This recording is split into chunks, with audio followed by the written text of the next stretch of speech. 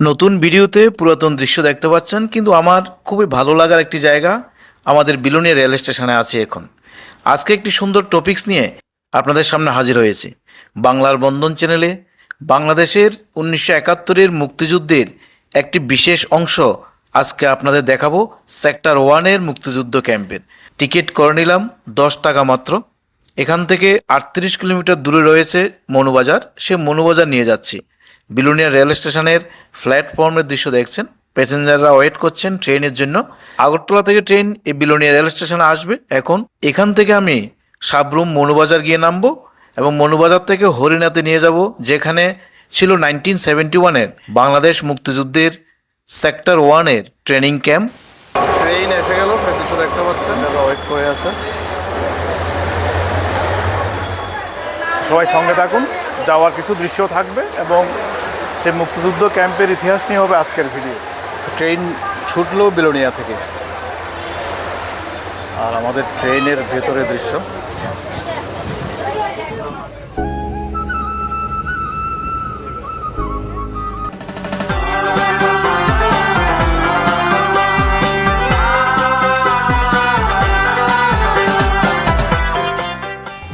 যাচ্ছি সাবরুম হরিণাতে, ত্রিপুরার একেবারে দক্ষিণ প্রান্তে। রেলের জানালার ফাঁক দিয়ে এই যে সুন্দর ত্রিপুরার সবুজ দৃশ্য ক্যামেরাবন্দি না করে আর পারলাম না। প্রবেশ করছি আগরতলা সাবরুম রেল লাইনের একমাত্র দীর্ঘ রেল সুড়ঙ্গ পথে। রেলওয়ে টানেলের ভিতরে প্রবেশ করছি, সে দৃশ্য দেখতে পেলাম। এই যে রেল লাইনের দুপাশে কৃষকদের বৃষ্টিতে ভেজা ধানের মাঠ, বাড়িঘর, গাছগাছালি, সব কিছু যেন আমাদের সবার পরিচিত, সবার নিজেদের গ্রাম। বিলোনিয়া থেকে মনুবাজার যেতে হলে আমাকে দুটো রেল স্টেশন পার হতে হবে। আমি এখন জোলাইবাড়ি রেল স্টেশনে এসে পৌঁছে গেছি।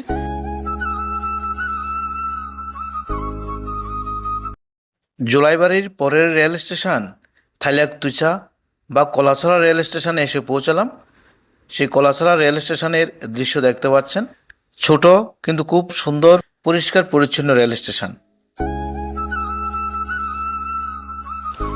এসে পৌঁছে গেলাম সাবরুম মনুবাজার রেল স্টেশনে। আমার সফর রেলে আজকে এই পর্যন্ত। এরপর একটা অটোরিকশা নিয়ে যাব হরিণাতে।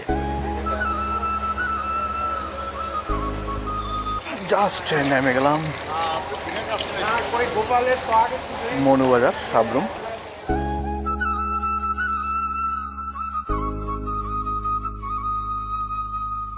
সামনের দিক থেকে মনুবাজারের রেল স্টেশনের দৃশ্য দেখছেন।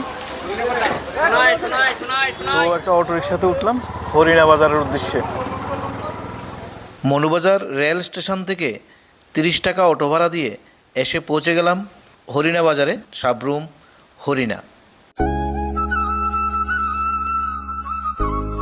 হরিণা বাজার, যেখানে 1971-এর এই হরিণাতে বাংলাদেশ মুক্তিযুদ্ধের সময় 1 নম্বর সেক্টর ছিল এই হরিণাতে। তো সেই ইতিহাস নিয়ে আজকের ভিডিও হবে। আমি একজনের সঙ্গে কথা হয়েছে, সামনে হয়তো দেখতে পাচ্ছেন যে উনি ওয়েট করছেন আমার জন্য। এখানের বিজন বোস সহযোগিতায় কিন্তু আজকের সেই ইতিহাস খুঁজবো। 1971-এর সেক্টর 1 এখানে আছে তো হরিণাতে। হরিণা আসলে জায়গাটার নাম হচ্ছে গরিপা।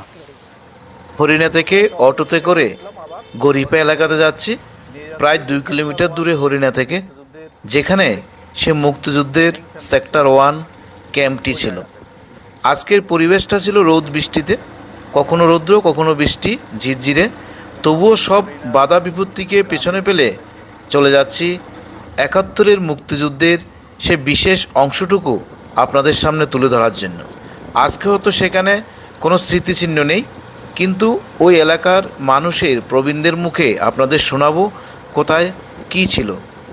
হরিণা বাজার থেকে অটো করে এখানে এসে নামলাম। এখানে একজন সিনিয়র সিটিজেন রয়েছেন, বৈকুণ্ঠ দাস নামে পরিচিত। তো ওনার সঙ্গে প্রথমে দেখা করব, এরপর নিয়ে যাব সেই সেক্টর 1 মুক্তিযুদ্ধের ট্রেনিং ক্যাম্পে গরিপাতে। উনি হলেন এখানকার বৈকুণ্ঠ দাস, সিনিয়র প্রবীণ, যিনি দেখেছেন এখানে 1971-এর মুক্তিযুদ্ধের যে সেক্টর 1 ক্যাম্প ছিল যেখানে বর্তমান প্রাইম মিনিস্টার বাংলাদেশের ওনার পিতা জিয়াউর রহমান জিও থাকতেন, আসতেন। তো ওনার কাছ থেকে এই জায়গার কিছু ইতিহাস জেনে নেবো, আপনাদের শোনাবো। আমার নাম বগুন্তা দাস। কি ছিল এখানে 1971-এর? এখানে 1971-এ তারা আসছিল যুদ্ধের সময় আসছে। আসার পরে তারা এখানে ক্যাম্প করে আসছিল এই ইয়েতে, এই মুক্তিপুর টিলা। এখন টিলাটার নাম এখনো? এখনো মুক্তিপুর টিলা করি আমরা। আচ্ছা। এইখানে আসছিল। আপনি শৈশবকালে কিছু দেখেছেন এখানে? যারা মুক্তিযোদ্ধারা আসছিল, ট্রেনিং করতো, ট্রেনিং করতো, গোলা বারুদ যুদ্ধ। গোলা বারুদ যুদ্ধ, তারা এখানে থাকতো।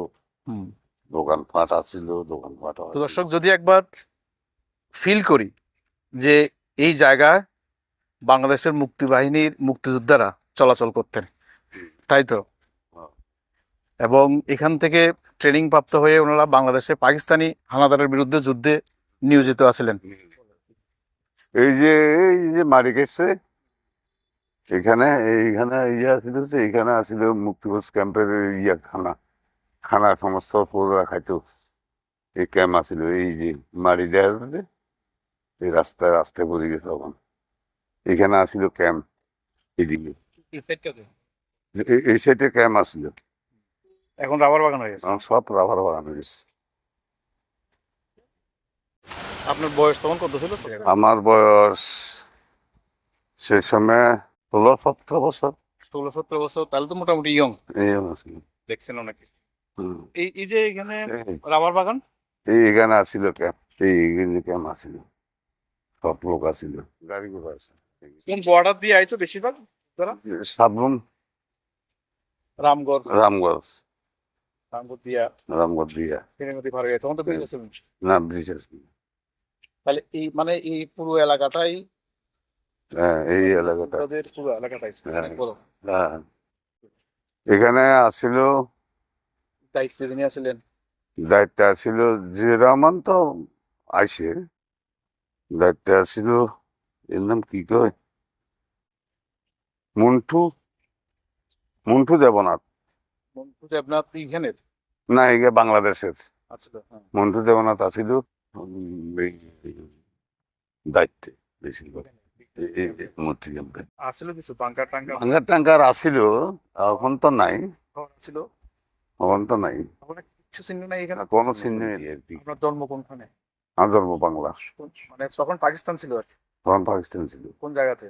মিরসরাই থানা। মিরসরাই থানা ডিস্ট্রিক্টটা কোন জানি পড়ে? এটা হইলো চিটাগাং ডিস্ট্রিক্ট। চিটাগাং ডিস্ট্রিক্ট কাছেই তো, রামগড় দিক দিয়ে। হ্যাঁ, রামগড়। শরণার্থী ক্যাম্প আছিল এখানে, বলে বড়সড় একটা শরণার্থী ক্যাম্প আছিল হরিণাতে। হরিণাতে ক্যাম্প আসছিল, আরো এইদিকে প্রায় অনেক মানুষ। নিউ হরিণা ক্যাম্প আসছিল এইদিকে। আরো একজন প্রবীণের সঙ্গে দেখা হয়ে গেল এখানে কথা বলতে বলতে, যিনি ওই 1971-এর এখানের মুক্তি ক্যাম্প নিয়ে জানেন। যদি একটু শেয়ার করেন, আপনি কি দেখছেন বা কি শুনছেন এখানে? তো এইখানে ক্যাম্প আছিল। কোন দিকে আসলো? এই তো এই যে এই সাইডে আছে, এই সাইডে ক্যাম্প আছিল। তো এখানে ট্রেনিং হইতো, এখান থেকে যুদ্ধ করতে যাইতো। আবার ওই সেদিক থেকে কোনো ইয়ে আইলে, রেজাকার ধরা বললে এখানে আইনা শাস্তি দিত। এই রাজাকারদের। আহা, আপনি, আপনার বয়স কত ছিল তখন? তখন ধরেন না, আমি ক্লাস 5, হ্যাঁ 5-এ টাইপে পড়ি তখন। আচ্ছা, আমার তো 62-তে তখন। 62-তে? হ্যাঁ। ওই পাকিস্তান?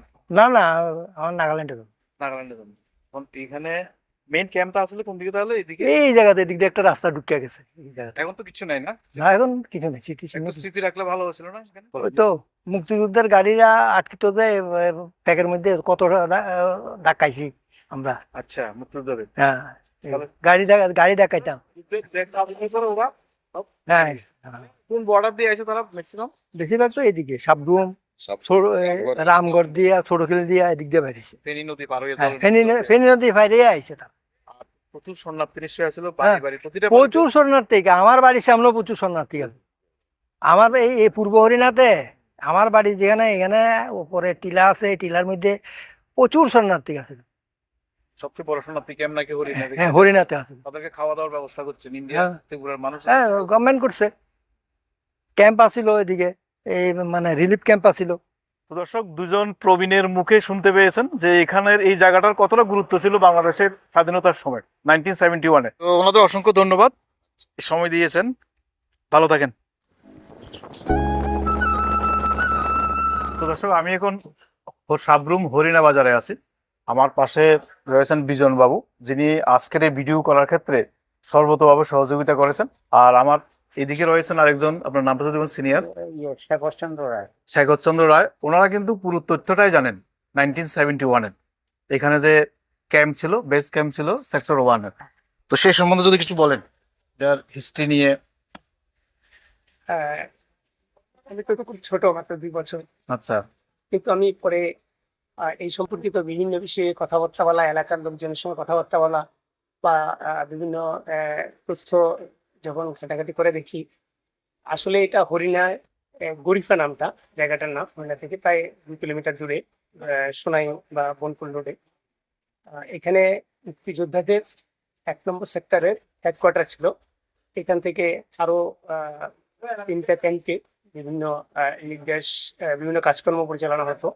মূলত আগরতলার পরে পুরা বাংলাদেশ বা 71 যুদ্ধে ত্রিপুরার যে সহযোগিতা বা ভারতবর্ষের যে সহযোগিতা, ত্রিপুরার দিক থেকে বড় অংশটাই আগরতলার পরেই যে কাজকর্ম পরিচালিত হতো মূলত এই গরিফা থেকে বা হরিণা থেকে, নম্বর সেক্টর থেকে। একসময় এখানে জিয়াউর রহমান ছিলেন সেক্টর কমান্ডার হিসেবে। মুক্তিযুদ্ধে ত্রিপুরার অবদান বা এই এলাকার অবদান অনস্বীকার্য। সেখানে বাংলাদেশের এখনো যারা প্রবীণ আছেন বা মুক্তিযুদ্ধ নিয়ে যারা পড়ালেখা করেন বা মুক্তিযুদ্ধ নিয়ে যারা গবেষণা করেন, ওনারা স্বীকার করেন, বিভিন্ন সময় আমাদের কাছে বলেছেন, বিভিন্ন সময় আমাদের সঙ্গে কথা হয়েছে। এখানে যে ক্যাম্প ছিল মুক্তিযোদ্ধাদের, আপনি জানেন? হ্যাঁ, দেখছেন আপনি? আমি দেখছি। আচ্ছা, এটা এখন এটা গরিফা নাম হয়েছে। এখানে সরকারি একটা রাবার বাগান আছে, ওইখানে মুক্তিযোদ্ধাদের ক্যাম্প ছিল 1971 সনে। এবং সেখান থেকে তারা ট্রেনিং দিয়ে মুক্তিযোদ্ধারা ওদিকে যেত। বাংলার তখন পাকিস্তানের সাথে যে লড়াই হয়েছিল, এবং প্রচুর শরণার্থী ছিল। শরণার্থীগুলা এদিকে যে সমস্ত জায়গা ছিল, খালি জায়গা ছিল, এগুলোতে ঘর প্রজাতি সরকার, সেখানে তারা থাকতো। আপনার জন্ম কোনখানে? আমার জন্ম এখানেই জন্ম। এখানে জন্ম? হ্যাঁ, আমার 19 মুক্তিযোদ্ধাদের হেল্প করছেন, কোন স্মৃতি মনে আছে? তাদের গাড়ি টাড়ি দেখছেন? ওই তো তাদের গাড়ি টাড়ি দেখছি। অনেক সময় ক্যাম্পে তো পাবলিককে ঢুকতে দিত না, তবু অনেক সময় দেখতাম তাদের গাড়ি টাড়ি যাইতো। এবং আমাদের বাড়ির পাশেও একজন ভাড়া ছিল, তাই ওখানে একটা ভালো একটা পোস্টে, নাম কি মনে আছে? নাম ঠিক মনে নেই, আচ্ছা, ওখানে তাই ডিউটি করতেন। এবং প্রচুর লোক শরণার্থী হিসেবে কাটাইতো।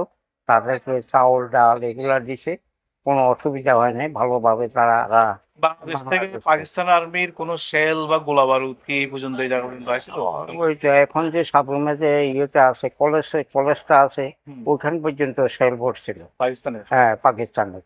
এবং যেদিন সেখানে ফ্ল্যাগ উঠানো হয়েছে বাংলাদেশের, এই ফেনী নদীর ওদিকে জয় বাংলার পরে স্লোগানও দেওয়া হয়েছে, তখন নদী দিয়ে নৌকা দিয়ে বিএসএফ সেখানে গিয়েছিল, আমাদের দেশের বিএসএফ ওই অনুষ্ঠানে? সেখানে অনুষ্ঠানে সেখানে গেছে সহযোগিতা। এবারে নিয়ে যাচ্ছি হরিণার তৎকালীন সময়ের বিখ্যাত জমিদার বাড়ি প্রয়াত বাদল নন্দীর বাড়িতে, যেখানেও শরণার্থী ছিল 1971-এ।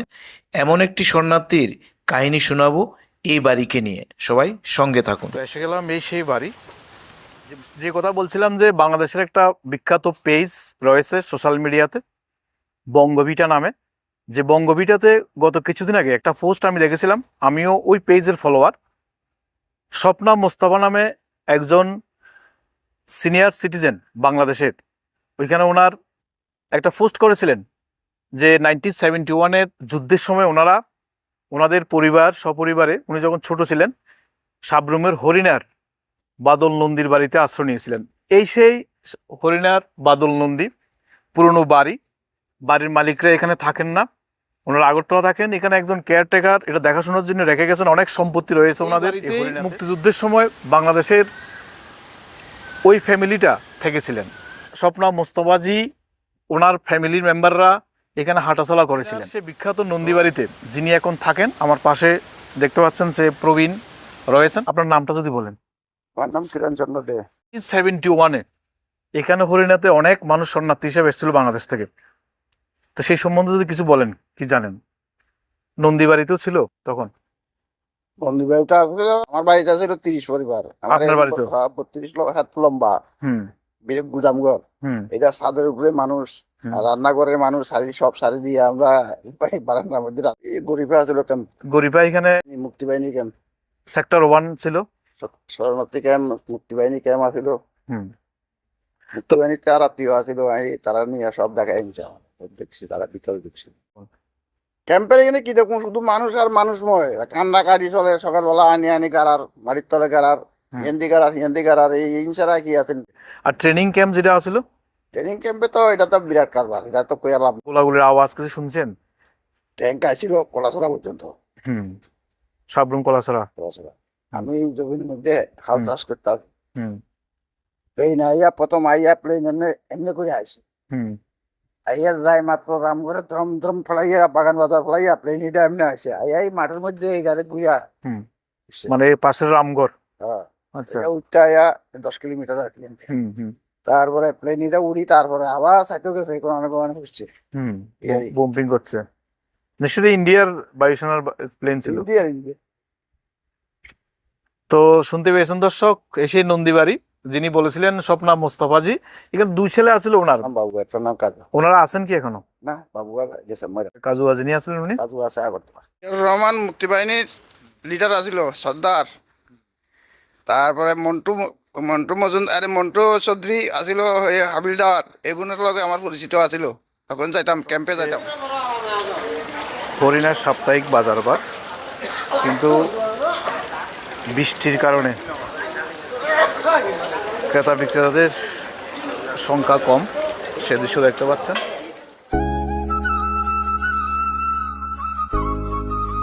সব শেষে বৃষ্টিকে উপেক্ষা করে বিজনদা আমাকে ওনার বাড়িতে নিয়ে আসলেন। ওনার বাড়িতে এসে ওনার সুন্দর ঘরটি দেখে সত্যি খুব ভালো লাগলো। বিজনদার বর্দির হাতের রান্না খেলাম আজকে। 2 রকমের মাছ, ভাজি এবং ডাল দিয়ে আজকের খাওয়া হলো। অসংখ্য ধন্যবাদ বিজনদাকে। আজকের ভিডিও এই পর্যন্ত। সবাইকে অসংখ্য ধন্যবাদ জানাচ্ছি এতক্ষণ পাশে থাকার জন্য। সবাই ভালো থাকুন, সুস্থ থাকুন।